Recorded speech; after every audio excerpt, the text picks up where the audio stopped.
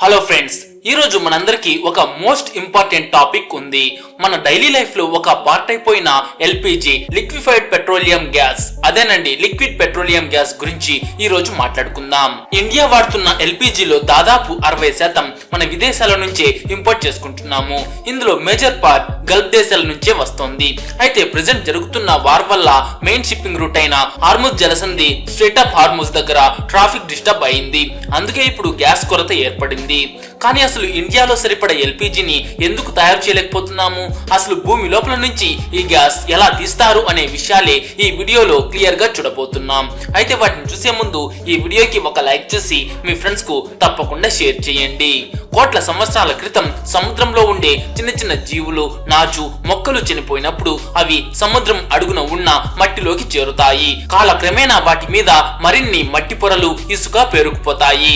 అలా లోపల కూరుకుపోయిన ఆ జీవుల అవశేషాల మీద భూమి లోపల ఉండే విపరీతమైన వేడి మరియు పైన ఉండే మట్టి పొరల ఒత్తిడి పడుతుంది. ఈ వేడికి, ప్రెజర్ కి ఆ చనిపోయిన జీవులన్నీ కుళ్ళిపోయి మెల్లగా గ్యాస్ మరియు ఆయిల్ లాగా మారిపోతాయి.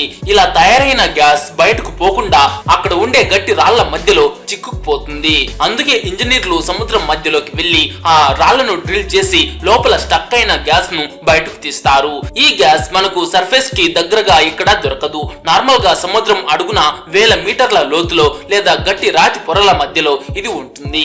అందుకే గ్యాస్ సెర్చ్ చేసే ప్రాసెస్ ఎప్పుడు సముద్రం మధ్యలోనే స్టార్ట్ అవుతుంది. దీనికోసం సముద్రంలో గ్యాస్ ఎక్కడ ఉందో ఖచ్చితంగా ఎలా కనిపెడతారో ఇప్పుడు చూద్దాం పదండి. ఫస్ట్ పెద్ద పెద్ద షిప్స్ సముద్రం మధ్యలోకి వెళ్తాయి. ఇవి సముద్రం అడుగున ఉన్న రాతి పొరల్లోకి పవర్ఫుల్ సౌండ్ వేవ్స్ ని పంపిస్తాయి. ఆ సౌండ్ వేవ్స్ సముద్రం అడుగున ఉన్న వేర్వేరు రాతి పొరలను తాకి తిరిగి వచ్చినప్పుడు షిప్ పైన ఉండే సెన్సార్లు ఆ ఎకోని రికార్డ్ చేస్తాయి. ఈ డేటాని సూపర్ కంప్యూటర్లకు పంపిస్తే అవి సముద్రం క్రింద ఉన్న రాళ్ల స్ట్రక్చర్ ని ఒక 3D మ్యాప్ లాగా చూపిస్తాయి. గ్యాస్ లేదా ఆయిల్ ఎక్కడ ఉందో ఈ మ్యాప్ ద్వారా ఇంజనీర్లకు క్లియర్ గా తెలిసిపోతుంది. అయితే ఈ మ్యాప్స్ ఉన్నంత మాత్రాన డ్రిల్లింగ్ ఎక్కడ స్టార్ట్ చేయాలో కన్ఫర్మ్ గా చెప్పలేం. దానికోసం సుమారు 9 మీటర్ల పొడవు ఉండే వందలాది స్టీల్ పైపులను ఒకదానికొకటి కనెక్ట్ చేసి ఒక పెద్ద పైప్ నెట్వర్క్ లాగా తయారు చేసి రాళ్లలోకి దించుతారు. దీని చివర్న ఉండే స్ట్రాంగ్ మెటల్ బిట్ రాళ్లను డ్రిల్ చేసుకుంటూ లోపలికి వెళ్తుంది. ఇలా ఒక సర్టెన్ లెవెల్ వరకు డ్రిల్లింగ్ చేశాక ఇంజనీర్లు ఒక లాంగింగ్ టూల్ లోపలికి పంపిస్తారు. ఆ డివైస్ రాళ్ల మధ్యలోకి సిగ్నల్స్ పంపి అక్కడ ప్రెజర్ ని, రాళ్ల నేచర్ ను స్టడీ చేసి ఇన్ఫర్మేషన్ పైకి పంపిస్తుంది. కోట్లాది రూపాయల ఖర్చుతో తవ్వుతున్న ఈ బావులు లాభం ఇస్తాయా లేక వేస్ట్ అవుతాయా అనేది ఈ డేటా మీదనే డిపెండ్ అయి ఉంటుంది. కానీ ఈ ప్రాసెస్ లో ఒక పెద్ద రిస్క్ ఉంది. దాన్నే బ్లో అవుట్ అంటారు. ప్రెజర్ ని కంట్రోల్ చేయలేకపోతే ఆయిల్, గ్యాస్ విపరీతంగా పైకి ఎగిసిపడతాయి. దీన్నే బ్లో అవుట్ అంటారు. ఇది సముద్ర జీవులకే కాకుండా ఎన్విరాన్మెంట్ కి కూడా చాలా డేంజర్. అందుకే ప్రతి అడుగు చాలా జాగ్రత్తగా వేస్తారు. ఎందుకంటే చిన్న మిస్టేక్ జరిగిన పెద్ద డిజాస్టర్ కి కారణం కావచ్చు. అలా గ్యాస్ రిజర్వాయర్ దగ్గరకు చేరుకున్నాక పైపుని స్ట్రాంగ్ గా ఉంచడానికి స్టీల్ ప్లేట్స్, సిమెంట్ వాడి సైడ్ ని ఫిక్స్ చేస్తారు. అలానే సముద్రం అడుగున టన్నుల బరువుండే బ్లో అవుట్ ప్రివెంటర్ అనే పెద్ద మిషన్ ని ఇన్స్టాల్ చేస్తారు. ఎందుకంటే డేంజర్ అనిపిస్తే సెకండ్లలో గ్యాస్ లీకేజ్ ని ఆపేసే వాల్వ్స్ ఇందులో ఉంటాయి. ఇది 10,000 PSI వంటి హై ప్రెజర్ ని కూడా తట్టుకోగలదు. ఇంత సెక్యూరిటీ ఉన్నప్పుడే గ్యాస్ ను బయటకు తీయడం స్టార్ట్ చేస్తారు. ఫస్ట్ భూమి లోపల ఉండే ప్రెజర్ వల్ల గ్యాస్ తనంతట తానుగానే పైకి వస్తుంది. ప్రెజర్ తగ్గినప్పుడు పంపుల ద్వారా గ్యాస్ ని పైకి లాగుతారు. ఇలా వస్తున్నప్పుడు గ్యాస్ తో పాటు వాటర్, ఆయిల్, ఇసుక అన్ని మిక్స్ అయి ఉంటాయి.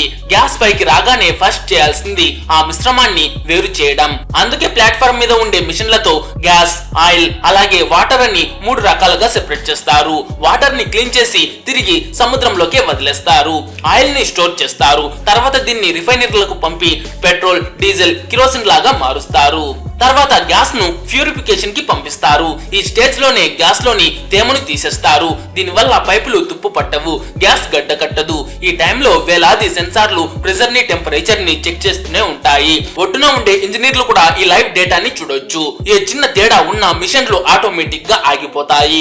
అందుకే సముద్రంలో గ్యాస్ ప్రొడక్షన్ అనేది చాలా రిస్కీ జాబ్. చిన్న పొరపాటు జరిగినా కోట్లాది రూపాయల లాస్ వస్తుంది. ఇక ఇక్కడ నుంచి జాగ్రత్తగా వినండి. ఈ రా గ్యాస్ ను ఎన్ని రకాలుగా మారుస్తారు అనేది చెప్తాను. అయితే ఆ తర్వాత ఈ గ్యాస్ లో ఉండే కార్బన్ డైఆక్సైడ్, హైడ్రోజన్ సల్ఫైడ్ లాంటి హార్మ్ఫుల్ గ్యాసెస్ ని తీసేస్తారు. ఆ తర్వాత ఈ గ్యాస్ ని బాగా కూల్ చేస్తారు. తర్వాత దీని నుంచి మీథేన్ ను వేరు చేసి మనం వాడే నేచురల్ గ్యాస్ సిఎన్జి పిఎన్జి గా మారుస్తారు. శుద్ధి చేసిన తర్వాత వచ్చే మీథేన్ వాయువునే మనం నేచురల్ గ్యాస్ అని పిలుస్తాము. దీన్ని కంప్రెస్ చేసి మన కార్లలో సిఎన్జి లాగా పైప్ల ద్వారా ఇళ్లలో పిఎన్జి లాగా వాడుకుంటాము. ఒకవేళ ఈ గ్యాస్ ను వేరే దేశాలకు రవాణా చేయాలంటే దీన్ని -162 డిగ్రీల వద్ద విపరీతంగా చల్లబరిచి ఎల్ఎన్జి లిక్విఫైడ్ నేచురల్ గ్యాస్ గా మారుస్తారు. అంటే ఈ మీథేన్ గ్యాస్ గురించి చెప్తున్నా. ఆ తర్వాత ఈ గ్యాస్ లో ఉండే ఈథేన్ ను ప్లాస్టిక్ తయారీ కోసం కెమికల్ ఇండస్ట్రీస్ కి ఇస్తారు. మనం వాడే ప్లాస్టిక్ వస్తువులు కవర్లు తయారవ్వడానికి ఈ గ్యాస్ ఒక మెయిన్ ముడి సరుకు. అలాగే మనం వాడే ఎల్పిజి అనేది ఈ గ్యాస్ లోని ప్రోపెన్ మరియు బ్యూటెన్ వాయువులను హై ప్రెషర్ ఇచ్చి లిక్విడ్ లాగా మార్చడం వల్ల తయారవుతుంది.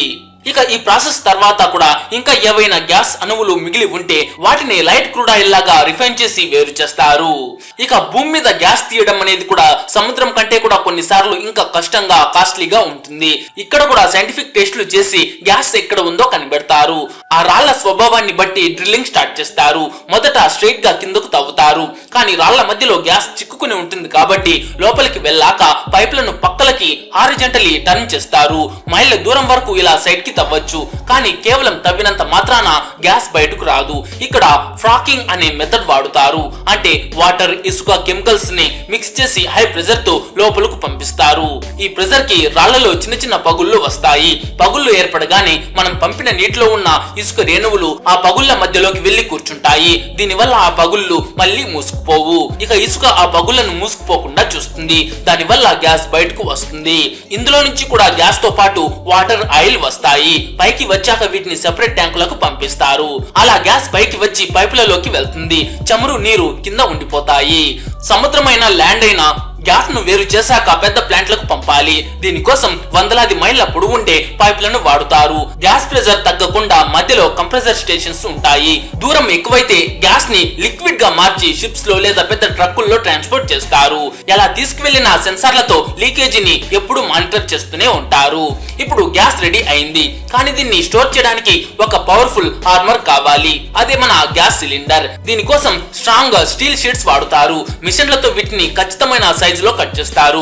1 మిల్లీమీటర్ తేడా వచ్చిన సేఫ్టీకి ప్రాబ్లం అవుతుంది. ఈ స్టీల్ ముక్కలను పెద్ద మిషన్లతో సిలిండర్ షేప్ లోకి మారుస్తారు. ఆ తర్వాత వెల్డింగ్ చేసి జాయిన్ చేస్తారు. చాలా హై టెంపరేచర్ దగ్గర ఇది జరుగుతుంది. ప్రతి వెల్డింగ్ కరెక్ట్ గా ఉందో లేదో సెన్సార్లు చెక్ చేస్తాయి. ఆ తర్వాత వాల్వ్, హ్యాండిల్, కింద ఉండే రింగ్ అన్ని వెల్డ్ చేస్తారు. అంతా అయ్యాక లీకేజ్ టెస్ట్ చేస్తారు. సిలిండర్ బాడీ రెడీ అయ్యాక తుప్పు మరియు మురికి వదల కొట్టడానికి శాండ్ బ్లాస్టింగ్ లేదా కెమికల్స్ వాడి క్లీన్ చేస్తారు. తర్వాత తుప్పు పట్టకుండా పెయింట్ వేస్తారు. తర్వాత ఏ కంపెనీ గ్యాస్ అయితే ఆ కలర్ వేసి హీటెడ్ ఛాంబర్ లో ఆరబెడతారు. ఈ పెయింట్ సిలిండర్స్ ని చాలా కాలం ప్రొటెక్ట్ చేస్తుంది. గ్యాస్ నింపే ముందు ప్రతి ఖాళీ సిలిండర్ కి లీక్ టెస్ట్ చేస్తారు. సిలిండర్ లోపల హై ప్రెషర్ తో గాలి నింపి ఒక నీటి ట్యాంక్ లో ముంచుతారు. ఎక్కడైనా చిన్న చిన్న బుడుగులు వచ్చినా అక్కడ హోల్ ఉందని అర్థం. అలాంటి సిలిండర్స్ ను రిజెక్ట్ చేస్తారు. గ్యాస్ స్టేషన్ లో పెద్ద ట్యాంకుల్లో ఉండే ఎల్పిజిని ఫిల్లింగ్ సిస్టమ్ ద్వారా సిలిండర్స్ లోకి పంపిస్తారు. గ్యాస్ కరెక్ట్ గా నిండగానే వాల్వ్ ఆటోమేటిక్ గా ఆఫ్ అవుతుంది. అన్ని టెస్టులు పాస్ అయిన సిలిండర్లకే సీల్ వేసి లేబుల్ అంటించి డెలివరీకి పంపిస్తారు.